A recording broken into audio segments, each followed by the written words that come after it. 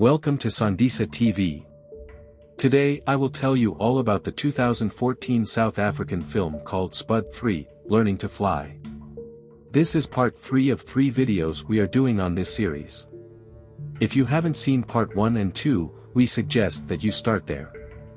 Remember, this video contains spoilers, so be careful and don't forget to like and subscribe. In 1992 South Africa, 16-year-old John Spud Milton, played by Troye Sivan, spends his third year at the elite boarding school, is reunited with his classmates, the Crazy Eight, and is introduced to their new member, Garlic. They are also introduced to the new acting headmaster, the new Glock. The new housemaster, Mr. Richardson, nicknamed Viking, informs Spud that his scholarship could be taken away because of his poor academic record. He also tells him in order to keep his scholarship, he must prove his very own worthiness. And lastly, he informs him and the other Crazy Eight members that 3 new school prefects will be chosen to lead the school next year. But Rambo is against the idea and tells Spud that he's either with the Crazy Eight or against it. Later, Spud informs the Gov about his scholarship being taken away, so he tells him to fight as hard as he can in order to win it back. In addition, the Gov introduces him to a new librarian. Spud's name is added to the confirmation classes list, and he regretfully informs Rambo that he's breaking the pact. Spud spends a weekend at a camp with his girlfriend Debbie, only to break up with her later that night. When he returns home the following day, his mother informs him that his father is having an affair with a new neighbor named Amber. Later that night, Spud is paid a visit by his uncle Frank, who informs him that his father has gone missing, so they find him and take him home. The Gov informs Spud that he has been spying on the librarian for weeks.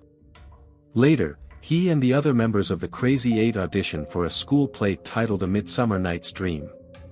During the third term, the Crazy Eight, along with Viking, are attending a speech at the St. Catherine's School for Girls when Spud, his father and Uncle Frank cause trouble by crashing their car into a flagpole.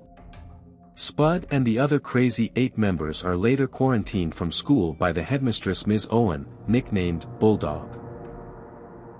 One night, Christine quietly leads Spud and his friends, except for Rambo and Simon, out of the school and into a nearby building to have some fun, but when the alarm goes off, they make their escape, only to be caught at the last minute by Viking and Bulldog. The next day, Christine is grounded. While performing in the school's play, Spud is publicly humiliated, so he and his friends sabotage the entire show by short-circuiting the controls and scaring the entire audience away, which causes Viking to be sent to the hospital after having a heart attack. Rambo and Simon blame Spud and his friends for ruining the school play and declare that the Crazy Eight is done, this time for good. During the summer holidays, Spud shows his father divorce papers, which were given to him by his mother.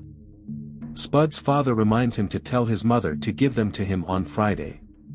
A few nights later, Spud's father declares the grand opening of Frank's Bar and Grill, and gives thanks to both his son Spud and his beloved wife, who he finally reconciles with.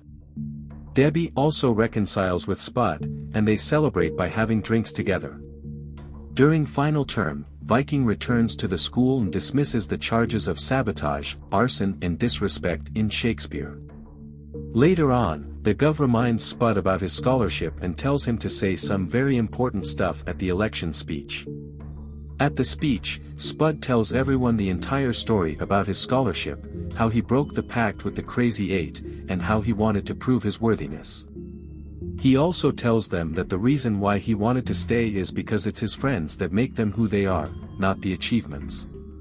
At the election, the new Glock announces the new prefects, Larson House, Chris Roach, Simon Brown, Robert Black and John Milton. Spud is not only congratulated by his classmates on becoming the new prefect, but is also awarded the Albert T. Entwistle Memorial Scholarship by the new Glock. In the end, Spud remarks, "I can't explain it, other than to say it's a warped universal law. Desire something too much, and it plays games with your heart.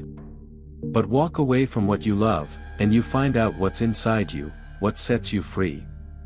Thanks for watching. Take a look at the video description for the link to part 1 and part 2.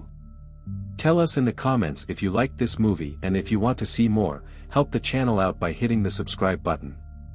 See you next time.